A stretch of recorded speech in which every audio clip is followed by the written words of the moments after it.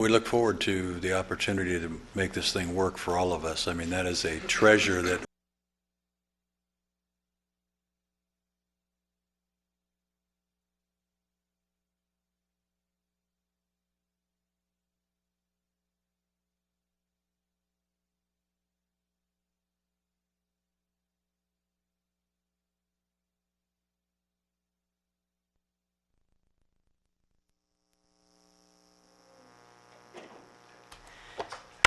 Okay, I'm going to call to order the March 12, 2013 meeting of the Air Pollution Control Board, and we'll start with our roll call. Supervisor Bennett. Here. Councilmember Brennan. Here. Supervisor Foy. Here. Supervisor Long. Here. Councilmember Morgan. Here. Councilmember Sharkey. Councilmember Tucker. Here. Supervisor Zaragoza. Here. Councilmember Ramirez. And Supervisor Parks. Here, and I'm vice chair, but I'm subbing in for our chair, Carmen Ramirez. And at this time, we'll go ahead and do the Pledge of Allegiance, and I'll ask Councilmember Tucker to lead us. Ready? Begin. I pledge allegiance to the flag of the United States of America and to the republic for which it stands, one nation, under God, indivisible, with liberty and justice for all. Pleasure. And Madam Chairman, I'd like to welcome, if you would, welcome our new member. I want Right. to say something about himself. well, why don't we first go ahead and do our ceremonial swearing in, There you go. and our clerk will go ahead and, if you'd like to stand and. Please stand. And raise your right hand and repeat after me. I I, Douglas Tucker, do solemnly swear that I will support and defend do solemnly swear that I will support and defend the Constitution of the United States and the Constitution of the State of California the Constitution of the United States and the Constitution of the State of California against all enemies, foreign and domestic, against all enemies, foreign and domestic, that I will bear truth, faith, and allegiance that I will bear truth, faith, and allegiance to the Constitution of the United States and the Constitution of the State of California, to the Constitution of the United States and the Constitution of California, that I will take this obligation freely that I will take this obligation freely without any mental reservation or purpose of evasion, without any mental reservation or purpose of evasion, and that I will well and faithfully discharge and that I will well and faithfully discharge the duties upon which I'm about to enter. the duties upon which I'm about to enter. Thank you. Congratulations. Thank you very much. Congratulations. Welcome Appreciate aboard. it. Thank you. Welcome aboard. Thank you. At this time then, let's go ahead to our next agenda item, which is agenda item 5, which is the minutes of our meeting from January 8th. Do we have a motion? Move the approval of minutes. We have a motion from Councilmember Morgan, a second from Councilmember They show up right Brennan. here. The motions show up. I see no objections. We'll call those minutes unanimously approved. Excuse me, I have to abstain. I do apologize. Okay, we have one abstention. And now we can go on to our board comments. Do any members of the Air Pollution Control Board have a comment they would like to share with us? Not seeing Your any? Honor, just one, just one. I was one of those kind of things where they say, Mike, you want to be on this board? Yeah, we want you on it, period. AWA. And there's so many common things we have with AWA in a lot of ways, because air pollution issues came up at that meeting on several occasions. And so it's kind of fun to be on both these boards with the issues that are in common. AWA being the Association of Water Agencies, yes. Yes, it is a regional look at things, just like the Transportation Commission and others where Exactly. Ventura Council of Governments, lots of good discussions. The next item on our agenda is to look at our agenda, and if there's any request to change the order or pull any of the items off, this is the opportunity. Not seeing any requests then, do I have a motion to accept the agenda as is, stands? Second. Okay. Any objections? Seeing none, the agenda stands, and we'll go right to our consent agenda, item 9. And this is to approve the appointment of Martin Hernandez. Move the recommended action. Second. And any objections? Okay, not seeing any objections, we'll go ahead and also call that one approved unanimously, and also to thank him for volunteering to be on that advisory committee of the APCB. And now on to our next agenda item. This is agenda item number 10, and I'll turn it over to Mr. Villegas. Vice Chair Parks, members of the board, I'm Mike Villegas, Air Pollution Control Officer. In order to attain both the state and federal air ozone standards for Ventura County, we're going to need to address additional reductions from mobile sources. And we're going to need to deploy advanced technology vehicles in order to meet these goals. California has highly successful incentive programs, including the Carl Moyer program and the AB 118 program, which deploys vehicle infrastructure, advanced vehicle technology, support for hydrogen fuel cell vehicles, and other programs. However, these programs are going to sunset on January 1st, 2015, just as we need to continue our progress to meet these more stringent federal standards. And I'd like to point out that when you look at the inventory, up to 70% of the emissions come from mobile sources when you look at California as a whole. As you're well aware, your Air Pollution Control District has implemented just about every feasible and cost-effective control measure for stationary sources. So in the future, we're going to need to achieve more reductions from the mobile source side if we're to attain these standards. If we do not achieve these reductions from mobile sources, our mandates under the federal and state Clean Air Acts are going to force the district to apply even more stringent regulations on the already regulated stationary sources. And this is something I'm determined to avoid because it would have undue burden and adverse economic impacts on local county businesses. A major component of our strategy to reduce mobile source emissions is to extend the state's successful incentive programs, such as the Carl Moyer program and the AB 118 Advanced Vehicle and Fuel Technology programs. The emission reductions achieved by these programs will help accelerate our progress towards meeting our clean air goals. And one thing to keep in mind is under the Federal Clean Air Act, if you do not attain that federal standard by that statutory date, your region faces sanctions. Those sanctions make it very difficult for new business to locate in your county or for existing businesses to expand. And they also include at the second tier of the sanctions, the cutoff of highway funding. In Ventura County, the Carl Moyer program has been quite successful. When you look at the period from 2008 to 2012, it's achieved 1.4 tons per day of nitrogen oxide emissions.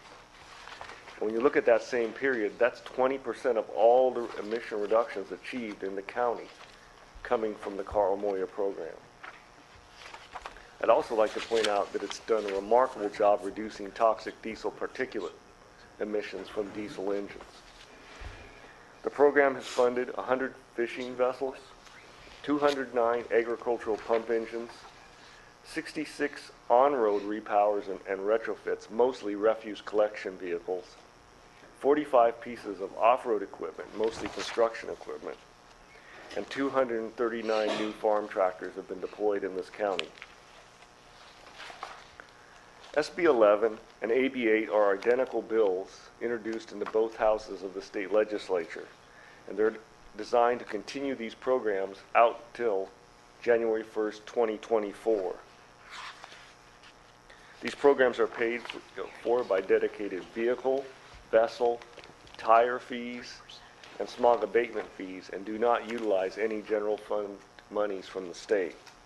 These fees, as I said, would be extended until January 1st, 2024 under both bills. Based on the public health benefits, the economic benefits, and the protection this provides to local businesses in our county, we're urging that your board support both these pieces of legislation and authorize the vice chair today to sign a letter of support on both of these bills. That's all I have. I'll be happy to take questions. Do we have any questions on this, I do. Supervisor Foy? Mike, you had told us before that in that chart you had, we'd gotten down to that base area where not much difference is, nothing's really going to change a whole lot, no matter how much money we spend, because we've kind of condensed everything as best we can. So what do we have left out there? You know, these funds, the Carl Moyer, has been a pretty good program to get old diesel pumps, engines out of it and put new stuff in. How much is left out there to do? Significant amount in the agricultural field, Yeah? and also significant amount, once again, when you look at, we've been running this program for about 15 years. Right. And some of the vessels we've repowered are actually reaching the end of the life of that low-emission engine. And those fishing vessels are going to start reapplying to get even cleaner engines under the Carl Moyer program. So So at what point, we've been the quick answer is we've been oversubscribed every year the program has been in. well, I understand it, and it's funny, I just asked this question, at what point do I just hang in there and then I wait for the other people who pay all their fees on stuff to buy me a new tractor, buy me a new engine in my boat? At what point are they supposed to do it at their own business? Well, they do make a contribution. Let's say there was a perfect example would be a fishing vessel. Yeah. The operator, say he's reaching the end of his life, he could rebuild that engine, and we would have those same emissions profile that we have today. What happens is the owner of the fishing vessel pays for the rebuild cost. We pay the delta to the new lower emission engine. So really what we're doing is we're going out and purchasing additional clean air with these monies, Right. beyond what would have occurred had we not participated. I guess I just get to struggle with the idea with Sunset for a reason to look, see where things are going, and the idea I'm buying tires and I'm paying for this guy's fishing vessel out there, and I'm paying my 3% on my tires or something for that, when I'm buying a car that's already got lower emissions and trying to, as we buy new cars as they go. I'm just curious, is somebody taking advantage of it? The farmers are saying they'd like it, but sure, it makes it cheaper for me to get a new tractor, right? I guess I'm struggling through that. Agriculture is such a key industry in this county, and such a difficult industry from the standpoint that when you're competing with farmers outside of the United States who may not have some of the restrictions on herbicides, pesticides, and other issues, if you can't keep your costs down, and we want to keep farming viable in this county, if your cost of your avocado goes up enough that suddenly it's cheaper to get it from Mexico, you No, I basically understand had that. a huge loss for We've the got year. water doing that to us, so, Yeah. yeah. Okay, thanks. I have another question. Mike, I'd like to follow kind of on that line a little bit because I've learned of something here recently that might occur. And as the first hydrogen truck has been going 250 miles, is being used in the port of Long Beach right now. There are intents of building a hydrogen production plant down there for trucks, for the vehicles down there. If we had, let's say example, we had a fleet, a city fleet or county fleet that wanted to convert to hydrogen because they can produce the hydrogen here. Would this be one of those things that we would also look at funding or helping to fund to convert those? Actually, that would fall under the AB 118 portion of this legislation, and that's funded through the State Air Resources Board and the California Energy Commission, where they're really looking at the alternative fuels and the advanced technology vehicles. But yes, that would be supported. So we could, for instance, we took old diesel out and replaced it with hydrogen fuel, that would count toward, we could do that. This program would assist Through this that program. effort. Okay, good. Madam Chair, I would just say that this program has proven itself in our county, and it has helped our farming community, our fishing vessels, and it's helped us to attain what we're required to attain in that air quality improvement. And I think to continue that and be able to have, as you've said, Mike, the oversubscribed program, that we have lots of opportunity out there yet to make improvements. And it's not it's a incentive. It's an incentive program. It isn't the full cost of what the particular owner of the vessel or the engine or whatever. It's really just a small amount that they are able to help them to make that investment. So I just think it's proven itself. It's a valuable program, and I think the next cycle in front of us will statewide continue to improve other regions, but most importantly that we continue to protect the progress we've made by continuing the availability through this program. So I support the recommended action. Is that a motion? Motion. I'll second that.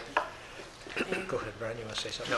Oh, Go ahead. If I could, I'd second it, and I just would would like to point out, I appreciate the comments Supervisor Foy made. I think a couple of things could give us some assurance that people are not sitting back and waiting. Number one, the fact that it's oversubscribed, that you have a lot of people coming forward. Two, there's no certainty that this is going to continue. And three, businesses are going to make a decision as to whether to invest or not. And all we're doing is, if they're making that decision, we're saying if you're willing to invest in cleaner equipment, there is an incentive program out there because of the great value to the public of that. So it is a small part of that. And I think that a lot of these businesses are making these decisions about whether to replace the engine on the boat is a big complex decision. This is just one of the factors as an incentive, rather than, I'm not going to do this no matter what because I'm waiting for a Carl Moyer, because you could be waiting a long time and the thing you could never end up qualifying for it. So, Councilmember Morgan? One of the things I look at in a lot of these bills is, especially when I see a thing that says they'll take administrative costs first, that really throws up red flags. And I want to see, what do they mean by that? Well, it did spell it out, 3, 2, and 1. So administrative costs aren't overwhelming. I mean, if the state of California had taken 10% or more out, I would have been not voting for this. That's just another way of earning a little money for the state of California. But they were very fair in the way they allocated administrative costs. Great. So with no further comment, all in favor say aye. Aye. Opposed? Supervisor Foy, and no abstentions? Okay, then that passes with one opposition. And we'll go on to our next item. And this is item number 10, I believe. Or, excuse me, 11. Yeah. And this is regarding the fast charge station in Thousand Oaks. Vice Chair, Parks, members of the board, I'm Stan Cowan, Air Quality Engineer. Since 2011, Ventura County has been a leader in supporting electric vehicles and the charging infrastructure that's needed to support them. In total, to date, there are approximately 45 locations, about 90 charging stations in the county, various cities, Thousand Oaks, Camarillo, Ventura. Their plans, your board has recently approved grants for assisting with the cost of installation of EV charging stations, in particular Cal State Channel Islands, who's represented here today. They recently completed their station, and they have 5 charging units out there, and they're already being used. Also Ventura Harbor, the city of Oxnard, and the Metrolink stations in East Ventura and Camarillo, which are still being completed. This particular project is being funded by the Clean Air Fund, which many of you know, back in '92, the 3M company donated $1.5 million for this funding purpose, for funding clean air projects. And at that time, the money went to the co-administered by your board and the Ventura County Community Foundation. And at that time, they set up a permanent endowment of $300,000, which has grown since to about $700,000. And we get grants every year, about 5% of that, which in this case was about $25,500. We've actually inquired with the foundation, because it seems like their math isn't quite right. It should be closer to $35,000. We haven't heard back from them, but we'll let you know on that. This particular project today is for a DC fast charging system at the Thousand Oaks Transportation Center, and this fast charger would be one of the first ones in the county. It enables a charging station to charge a electric vehicle, battery electric, under 30 minutes compared to 2, 3, 4 hours for a level 2 station. So what it does is it extends the range of these battery electric vehicles. And someone could travel from LA to Santa Barbara with just a short stop in Thousand Oaks to make that trip. All of these projects involve co-funding. We try to leverage state and federal monies. In this case, $80,000 of the equipment is being funded by DOE in their EV project they have with the vendor, which is Ecotality. We're going to request a grant agreement with the City of Thousand Oaks, or we're going to give them the funding, and they're going to pay the vendor. We'd like them to at least operate the station for 5 years, and that's in the grant agreement. Remember, this item requires at least 6 affirmative votes to be approved, and I would be happy to answer any questions you may have. Well, I just, one comment is that, I certainly support this, but I know Councilmember Brennan mentioned at our last meeting the discussion about here it's at a transportation center where people may park, go to work and come back, and all those hours someone else could have been using that station too. But I'm just wondering if we want to look at locations where we have a faster turnover. Yeah, we're looking at any location that we can get the parking lot owner to install a charging station and to get them to do the administrative work. To, like, for example, at the Metrolink station in Camarillo, it turns out that the grant that we gave to the Ventura County Transportation Commission, their staff, they don't have the staffing to do the administrative work. So they've asked the city of Camarillo to take over that grant for them. And next month we'll come back to your board with a request to transfer the grant from VCTC to the city of Camarillo. So we're looking at every location that we can. Okay, we have 2 questions, Supervisor Bennett and then Councilmember Brennan. Foy, excuse me. Yeah, Supervisor Park makes a good point of where that is. I don't know, you saw that article that came out in the Wall Street Journal a couple days ago and talked about that because of the slow charge that the average person going 70, 80 miles, it averages 6 miles or 10 miles, under 10 miles an hour or something like that because it takes so long to charge, and I think that's important. This is funded by state and federal grant money? The co-funding is. Co-funding. The equipment is paid by the state or the federal government. Okay. And then when it's hooked up, I know that this is like equal to 25 cents on what it costs % of what it is for a gallon of gas or something like that, right? Right. So it's cheaper. It's cheaper than gasoline, right? But when Thousand Oaks or whoever puts this in, who's paying for the electricity? Who's paying that? Well, the city of Thousand Oaks has the ability to charge, to bill the EV user for the power that they consume. Right. Is that what's happening under this deal? Yes, right. Okay, because the other side, I don't have a problem with that. Otherwise, we'd talked before about the gift of public funds. Right. And I would not, Yeah. but, In fact, that's one of the nice things about charging stations now versus 10 years ago, is that we have the ability to charge customers for using the power. yeah, And I it's- think that's, I there's no think the city of reason. Ventura charges 50 cents an hour for their charging stations. Is that what it costs, though, Yeah. an hour to run the power? That's their cost, 50 cents an hour. For the power and everything For the else? power, right. Yeah, because again, I don't want to set up something that's illegal for us to give away gift of funds, and people should be paying, they're getting it cheaper, so. Yeah, Okay, thank you. definitely. And they're looking, I think, also at where you have solar panels too, so it will reduce the cost. Yeah, definitely. Councilmember Brennan? Thank you, Madam Chair. And Stan, thanks for bringing this forward. I think the advances in electric vehicles, certainly, I think the chargers are just starting to get caught up in terms of their ability to, as we know what happened with computers, you buy one, it's obsolete. So it's charging, fast charging is obviously the future. And having fast charging, I think, in a site like this is appropriate. I think, EVs were originally thought that people would take them home, charge them overnight, and, get up in the morning and be full. But, the batteries would be back up again. But if you're out on the road and you're starting to use it more, you start worrying about, gee, where's my next stop and how am I going to make it work? And I would, as a number of members of the Costa Commission now have Teslas, all I hear about is how long it takes to charge their cars. So I know this is appropriate timing, and I do think that as I said, in strategic spots next to that, where I think this is more than appropriate.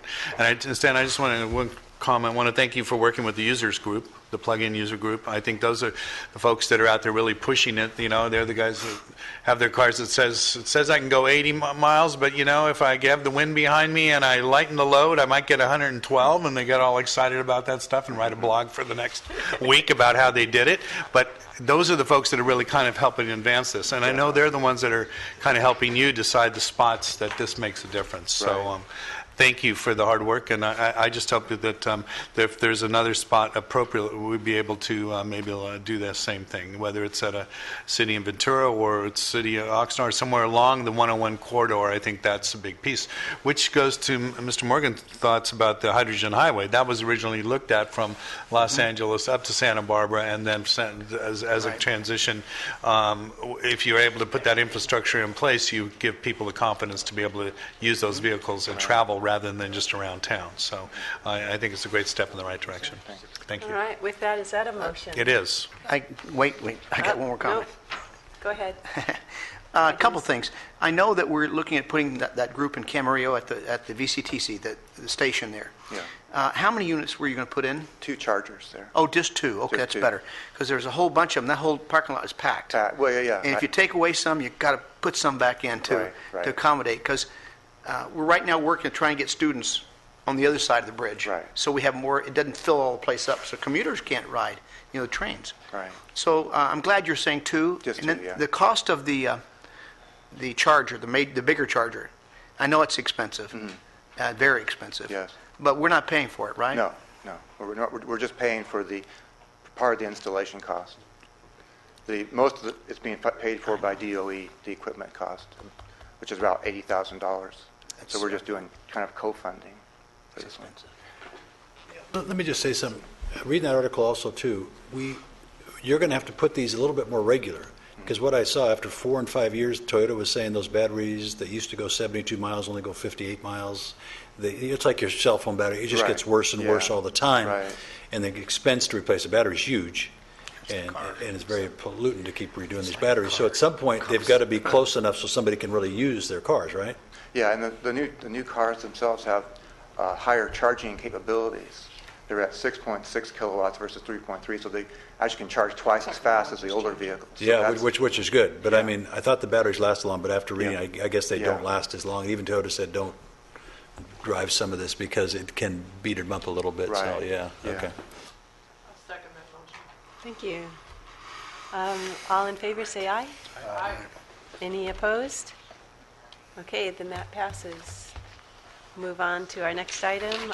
Madam Chairman, could I ask one thing? We finished that issue, but I'd like to, if we can get not a survey, but an accounting of how many people use those electric things once a year to see how many are using them, to see how effective they are, I'd like to have that report.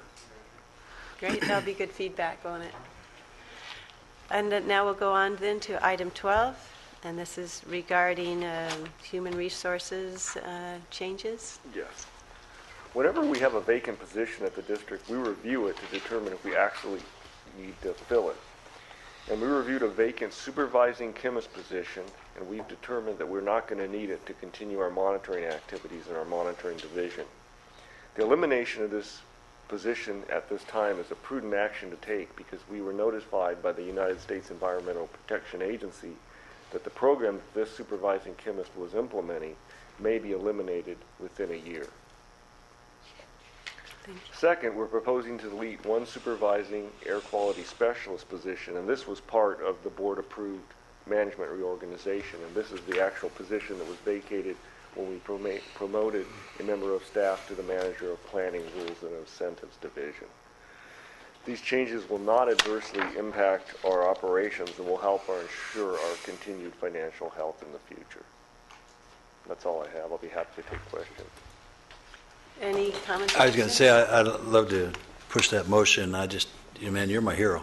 Every time you come up with find ways to continue to control the cost of what you do, and also looking forward, instead of a lot of people hire and saying, well, we'll try to find some other funding to get this, but I appreciate you willing to still manage, and look what your results of clean air and everything else you've done. I mean, your whole staff and you've done it with less people, so thank you to the taxpayer for all the hard work you put in. Thanks. Yeah, I would just like to commend the staff because we're currently running that program still, but with just one chemist instead of the supervisor and the chemist that we had before. And he's Goes really to the stepped quality up. of the people you have. That's great. Yeah, second? We have a motion and a second. Any opposition? Then that is approved unanimously. And now on to a little tougher one, which is our next item 13. Yes. Attached to the board letter are the unaudited financial status reports for the current fiscal year 2012-13, and they cover both the pass-through grant side of the budget and the operations side of the budget. On the pass-through side of the budget, there is no impact to the district's bottom line because any expenditures have corresponding revenue, even any rollovers that are carried on year to year. On the operations side, it looks like our estimates for total realized revenue are going to be about $124,000 higher than we budgeted, mostly due to additional revenue we received from notices of violation. On the operating expenditure side, we're going to be below adopted appropriations by $927,000. This is mainly due to salary savings of approximately $399,000 from unfilled positions. We just eliminated a couple of those, but we have a couple that we are actually going to need to fill. We've had some recent retirements in other areas of the district. Also, we're going to be under budget on services and supplies by $228,000, and we do not anticipate using the $300,000 set aside for contingency during the rest of the fiscal year. These projections were prepared based on information we had at the time on our federal funding. And I just want you to know that in the upcoming budget, it looks pretty good. We'll be talking about it in the standing committee. And we have already backed out 5% of our federal grant, which is going to be basically, that's what's happening under sequestration. So we are anticipating cuts. The one thing that is dangerous is what I mentioned on the previous item, how we could lose funding for a monitoring program. That monitoring program does provide significant funding to the district, but we're already preparing a plan to deal with that. That's all I have. Any questions, Supervisor Denny? I do have some questions. These are fairly specific, so I don't know if you've got the budget there in front of you, but I'm just curious, as you know, for the proposed 2013-14 budget, there's some items that catch my attention: 1142, 1143, 1144, 1165. They're relatively small. And that's state unemployment, management, disability, workers' comp. That's right. correct? That's right, yeah. So,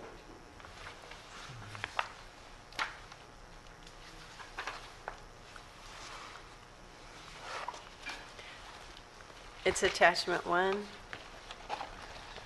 and First attachment 1. page. Yeah, attachment 1. So attachment 1, expenditures. And you want to give Mr. Villegas the numbers again? 1142, 1143, 1144, and 1165 I have questions on.